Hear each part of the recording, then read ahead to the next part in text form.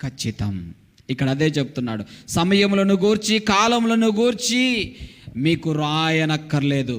రాత్రి వేళ దొంగ ఎలాగో వచ్చునో అలాగే ప్రభు దినము వచ్చునని మీకు బాగుగా తెలియను. ఇటువంటి సంఘానికి పౌలు చెప్తున్నాడు. ఆయన చెప్పి ఉన్నాడు ఈ రాకడ గురించి. అందుకే ఏమంటున్నాడంటే, ప్రభు యొక్క రాకడను సమయమును గూర్చి ఆ కాలమును గూర్చి మీకు రాయనక్కర్లేదు, మీకు తెలుస్తుంది. రాత్రి వేళ దొంగ ఎలాగో వచ్చును అలాగ ప్రభు దినం వస్తుందని మీకు బాగుగా తెలియను, మీకు అందరికీ తెలుస్తుంది. అయితే ఒక విషయం మనం జ్ఞాపకం చేసుకోవాలి, లోకులు నెమ్మదిగా ఉన్నది భయమేమీ లేదని చెప్పుకొనుచుండగా, అలా ఉంటుందంట రాకడ. గర్భిణీ స్త్రీకి ప్రసవ వేదన వచ్చినట్లు వారికి ఆకస్మికముగా నాశనము తటస్థించును గనుక వారెంత మాత్రమును తప్పించుకొనలేరు. ఎవరండి? దేవుని క్రియలు చేయని వారు, సిద్ధపాటు లేని ప్రజలు, విశ్వాసము లేని ప్రజలు, దేవుని యందు భయభక్తులు లేని ప్రజలు, దేవుని యందు నమ్మకం ఉంచని ప్రజలు. ఏం చెప్తున్నాడంటే, ఎంత మాత్రము వారి మీదగా వచ్చే నాశనము నుంచి తప్పించుకోవటము సాధ్యము కాదు. ఏ మాత్రము కూడా తప్పించుకొనలేరు. అందుకే సంఘానికి చెప్తున్నాడు, ఓ సహోదరులారా, ఆ దినము దొంగ వలె మీ మీదకు వచ్చుటకు మీరు చీకటిలో ఉన్నవారు కారు. మనం ఎవరం కామంట? వింటున్నారా? ఎవరం కాం మనం? చీకటి వారం కాం మనం. చీకటి వారు ఎవరు? లోకస్తులు, దేవుణ్ణి ఎరుగని ప్రజలు, లోకమే దేవుడు అని అనుకున్న వారు చీకటి. ఇక్కడ పౌలు అంటాడు సంఘానికి, యేసుప్రభు ఎలా వస్తాడో మీకు తెలుసు, ఆ సమయము ఆ కాలములు మీకు తెలుసు, ప్రభు దొంగ వలె వస్తానని తెలుసు. ఆయన వచ్చినప్పుడు ఏ మాత్రము కూడా, ఏ మనుషుడు కూడా ఎంత మాత్రము కూడా నాశనం నుండి తప్పించుకొనని సంగతి కూడా మీరు ఎరుగుదురు. సహోదరులారా, ఆ దినము 4వ వచనం, మీ మీదకి వచ్చుటకు మీరు చీకటిలో ఉన్నవారు కాదు, మీరందరూ వెలుగు సంబంధులు, మీరందరూ పగటి సంబంధులనై ఉన్నారు. మనము రాత్రి వారము కాము, మనము చీకటి వారము కాము. కావున ఇతరుల వలె నిద్రపోక మెలకుగా ఉండి మత్తులు కాక యుందుము. ఎందుకు చెప్తున్నాడంట? రాకడను గురించి మనం చూసాం. ఇప్పుడు ఆ కాలములను గూర్చియు ఆ సమయములను గూర్చియు, ఏ సమయములు అంటే రాకడ కాలములు, రాకడ సమయములు, సంఘం ఎలా ఉండాలో చెప్తున్నాడు. ప్రభు దొంగ వలె వస్తాడు, ఆయన పెండ్లు కుమారుడు వలె వస్తాడు. ఎప్పుడు వస్తాడో ఎవరికి తెలియదు. దేవునిలో నువ్వు లేకపోతే, దేవుని యందు భయభక్తులు నువ్వు జీవించకపోతే నాశనము తటస్థము. ఎంత మాత్రము కూడా ఎవరు కూడా తప్పించుకొనలేరు. గుండెలు బాదుకునే రోజు ఒక రోజు రాబోతూ ఉన్నది, ఒక రోజు తటస్థించబోచున్నది. మీరు అందరికీ తెలుసు, ప్రభు రాకడ ప్రత్యక్షత సమీపించి ఉన్నది. ఆయన మేఘారుడే వస్తూ ఉన్నాడనే సంగతి వాక్యములన్నీ కూడా ఎరిగి ఉన్నాం మనం. కనుక ఎంత మాత్రం కూడా మీరు ఇతరుల వలె నిద్రపోక మెలకుగా ఉండి మత్తులు కాకయుండండి. మత్తులు కావద్దంట. తాగితే ఏమొస్తుంది? మత్తు వస్తుంది. ద్రాక్ష రసమైనా కానీ తీసుకున్న మోతాదులో కంటే ఎక్కువ తాగితే మత్తులోనికి వెళ్ళిపోతారు. అది ఏదైనా కానీ, డ్రగ్స్ కానీ ఏదైనా కానీ, మత్తులుగా ఉంటే దేవునికి మనం ప్రార్థన చేయలేం. నిద్రపోయి ఉంటే, ఎప్పుడు నిద్రే ఆ నిద్ర భ్రమలోనే మనం ఉంటే ఆయనకు మనము ప్రార్థన చేయలేం. తిండిలో మత్తులో ఉంటామంటే తిండనే మత్తు, నిద్రనే మత్తు, ఎన్నో ఉంటాయి.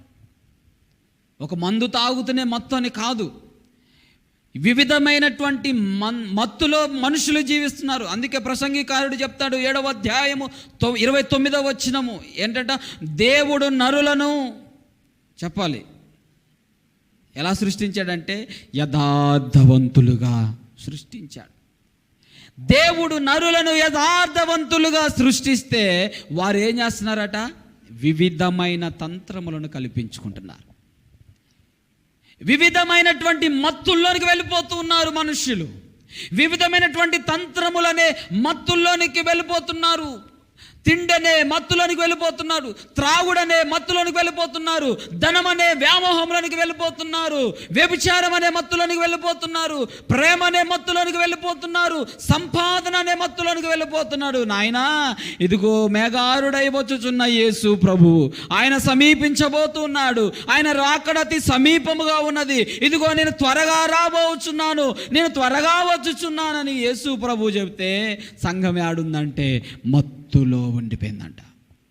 యేసు ప్రభు మనల్ని నిర్మించింది యథార్థవంతులుగా నిర్మించాడు. మనం ఎక్కడున్నామంటే మత్తులో ఉన్నాం. ఈ లోకం అనే మత్తులో ఉన్నాం, ఈ లోకనే మాయ మత్తులో ఉన్నాం.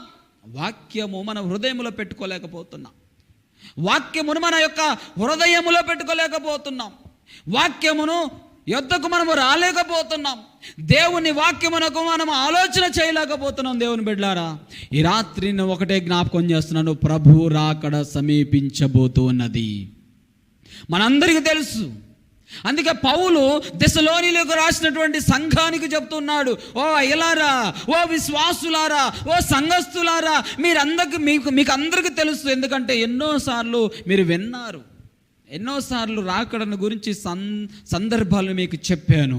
యేసు ప్రభు కాలములో సమయములను గూర్చి మీకు ఎన్నో మార్లు చెప్పాను. మీకు అవసరం లేదు, మీరు భక్తిగా ఉన్నారని అనుకుంటున్నాను.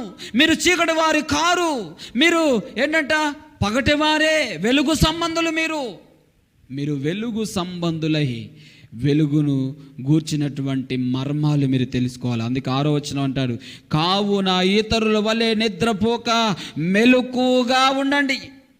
ఇతరుల వల్లే నిద్రపోక, ఇతరుల వల్లే మత్తులోనికి వెళ్ళక మీరు మెలకుగా ఉండండి అయ్యా అని దశలోనిల సంఘముతో పౌలు మాట్లాడుతున్నాడు. యేసు ప్రభు మాదిరి మనము బ్రతుకుచు ఆయన ఏ విధంగా అయితే జాగ్రత్తగా ఉండమని చెప్పాడో పౌలు కూడా తన సంఘానికి చెప్తున్నాడు. ఈ రాత్రి మనందరితో చెప్తున్నాడు, అంత జాగ్రత్త వహించాలి.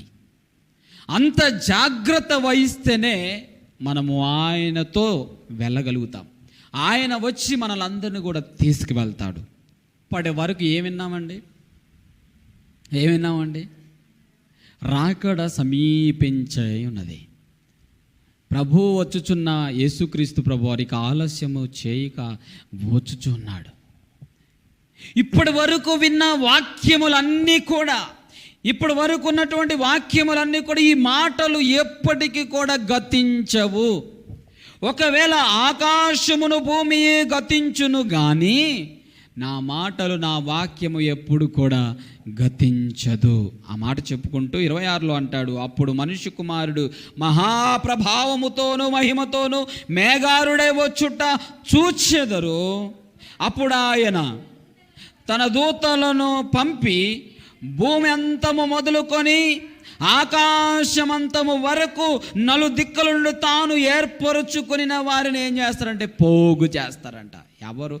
ఆ పోగు చేయుటలో, ఆ పోగులో ఈరోజు నీవు నేను మనమందరము ఉన్నామా లేమా? నా మాట అది. ప్రభువైతే వస్తూ ఉన్నాడు, సిద్ధపడి నువ్వు ఉన్నావా? సిద్ధపడి మనం జీవిస్తున్నామా? 33 జాగ్రత్త పడుడి, మెలకుగా నుండి ప్రార్థన చేయుడి, ఆ కాలం ఎప్పుడు వచ్చునో మీకు తెలియదు. ఒక మనుషుడు తన దాసులకు అధికారం ఇచ్చి ప్రతి వానికి వాని పని నియమించి మెలకుగా ఉండడని ద్వారపాలునకు ఆజ్ఞాపించి ఇల్లు విడిచి ఎక్కడికి వెళ్ళిపోయాడంటే దేశాంతరము పోయినట్టే. ఒక ఉపమానం చెప్పాడు. అంటే రాకడను గూర్చినటువంటి ఉపమానం చెప్పాడు. ఇదంతా నేను జ్ఞాపకం చేయను కానీ కొన్ని మాటలు 35వ వచనంలో ఒక మాట ఉంది. ఇంటి యజమానుడు వెళ్ళిపోయాడు. ఆయన అన్ని చక్కబెట్టుకోవాల్సిన బాధ్యత ఎవరిదంటే నీది నాది. సిద్ధపరచుకోవాల్సిన బాధ్యత ఎవరిదంటే నీది నాది. ఒక మనుష్యుడు తన దాసులకు ఏమి ఇచ్చాడు? అధికారం ఇచ్చాడు. అధికారం ఇచ్చినప్పుడు నువ్వేం చేయాలంటే ఆ అధికారం ఉన్నది కనుక నువ్వు చెబితే ఎవరైనా వింటారా? వినరా? అధికారములో ఉన్నవారు ఏం చేయాలంటే మంచి పనులు చేయాలి. ఇలాంటివి. ఇప్పుడు ఒక మనుష్యుడు తన దాసునికి ఏమి చేయలేడంటే అధికారం ఇచ్చాడు. ప్రతి వానికి వాని పని నియమించి మెలకువగా ఉండండి రా బాబు అని చెప్పి వెళ్ళిపోయాడు. ఇప్పుడు అధికారం ఇచ్చినప్పుడు ఏం చేయాలంటే ఇలాంటి పనులు చేయాలి, మంచి పనులు చేయాలి, సహాయం చేయాలి, దేవుని యొద్దకు నడిపించాలి, దేవునిలో లేని వారికి సువార్తను చెప్పాలి. ఇలాంటి మంచి పనులు వాక్యము ప్రకారం మనం చెప్పాలి, మంచి పనులు చేయాలి. సో మనం ఇప్పుడు అరే బాబు విడిచి మెలకుగా ఉండమని చెప్పి ద్వారపాలకుని ఆజ్ఞాపించి ఇల్లు విడిచి దేశాంతరం పోయినట్టే ఆ కాలం ఉంటుందంటే ఏ కాలం? ప్రభు వచ్చే కాలం. ఇప్పుడు 35:1 వచ్చినాన్ని చదువుదామా. 35 నుంచి. ఇంటి యజమానుడు ఇప్పుడు అధికారం ఇచ్చి అన్నీ ఇచ్చి వెళ్ళిపోయినటువంటి యజమానుడు ఎప్పుడు వస్తాడట? ప్రొద్దుగుంకినప్పుడు వచ్చును, అర్ధరాత్రి వచ్చును, కోడి కూయినప్పుడు వచ్చును, తెల్లవారునప్పుడు వచ్చును. ఎప్పుడు వచ్చును మీకు తెలుసా అండి? ఎప్పుడు వస్తాడో యజమానుడు ఎప్పుడు వస్తాడో ఆ దాసులకి తెలియదు. ఆ కాలం కూడా అలానే ఉంటుందంట. ప్రొద్దు గురింకినప్పుడు వచ్చును, అర్ధరాత్రి వేళ వచ్చును, కోడి కూయినప్పుడు వచ్చును, తెల్లవారునప్పుడు వచ్చును. ఎప్పుడు వచ్చునో మీకు తెలియదు. ఆయన అకస్మాత్తుగా వచ్చి మీరు నిద్రపోవచ్చుండుట చూచునేమో, గనుక మీరు ఎలా ఉండాలట? మెలకుగా ఉండుడి. నేను మీతో చెప్పినది అందరితో చెప్పుచున్నాను, మెలకుగా ఉండండి, మెలకుగా ఉండండి, మెలకుగా ఉండండి. మెలకుగా ఉండటం అంటే నిద్రపోవటం కాదు. అర్థమవుతుందా? మెలకుగా ఉండటం అంటే నిద్రించకుండా పడిగాపులు కాయటం కాదు. నిద్రపోతున్నా కూడా నిద్రలో ఎవరు గుర్తు రావాలంటే దేవుని రాకడ గుర్తు రావాలి. నిద్రలో కూడా ఏం గుర్తు రావాలంటే దేవుని పని గుర్తు రావాలి. నిద్రను పోతున్నప్పుడు కూడా కలలు రావాలి. దేవుని రాకడ రాబోతున్నది, దేవుడు రాబోతున్నాడు, ఆయన మేఘారుడై రాబోతున్నాడు, ఆయన మహాప్రభావంతో రాబోతున్నాడు, ఆయన మహిమతోనూ రాబోతున్నాడు, ఆయన మేఘారుడై భూమి మీదకి రాబోతున్నాడు. ఇదే ఉండాలి నిద్రలో కూడా. మెలకువత అంటే ఏంటంటే నిద్రపోకుండా ఉండటం ఏంటంటే ఆయన గూర్చినటువంటి సమాచారం ఎప్పుడైనా ఏ కాలంలో అయినా సమయమందును అసమయమందును నీలో ఏముండాలంటే ప్రభు వస్తాడు. ఆయన వచ్చినప్పుడు నేను వెళ్తాను, ఎందుకంటే నేను సిద్ధపడి ఉన్నాను. ఆ ఒక్క విషయం మనము జ్ఞాపకం చేసుకోవాలి. సిద్ధపడిన వధువు సంఘముగా నీవు నేను ఉంటే ఆయన మహిమతోనూ మహాప్రభావముతోనూ మేఘారుడై రాబోతున్నాడు. ఎందుకు రాబోతున్నాడంటే సిద్ధపడి ఉన్న వధువు సంఘమును తీసుకువెళ్ళడానికి రాబోతున్నాడు. కనుక రాబోతున్నటువంటి యేసు క్రీస్తు ప్రభువుని ఎదుర్కొనుటకు నీకు నాకు అంతటి ఫెయిత్, విశ్వాసం మనకున్నదా? ఈ రాత్రి అది ప్రభు మాట్లాడుతున్నాడు. కనుక ఈ లోకములో బ్రతుకుచున్న మనమందరం కూడా ఎలా బ్రతుకుచున్నాం? ప్రభు రాకడ ప్రొద్దు గురింకినప్పుడు వస్తుందో, మధ్యరాత్రి వేళ వస్తుందో, అర్ధరాత్రి వస్తుందో, తెల్లవారుజామున వస్తుందో, ఎప్పుడు వస్తుందో, ఏ సమయంలో ఎప్పుడు ఉంటుందో మనకి తెలియదు. కనుక ప్రభు వాక్యం సెలవిస్తుంది, సమయం ఉండగానే ఆ సమయమును సద్వినియోగము చేసుకో. ఎఫెసీ సంఘాన్ని చెప్తాడు కదా 5వ అధ్యాయం 15వ వచనంలో, సమయం ఉండగానే ఆ సమయాన్ని నువ్వు ప్రభు రాకడ కొరకు సిద్ధపరుచుకో.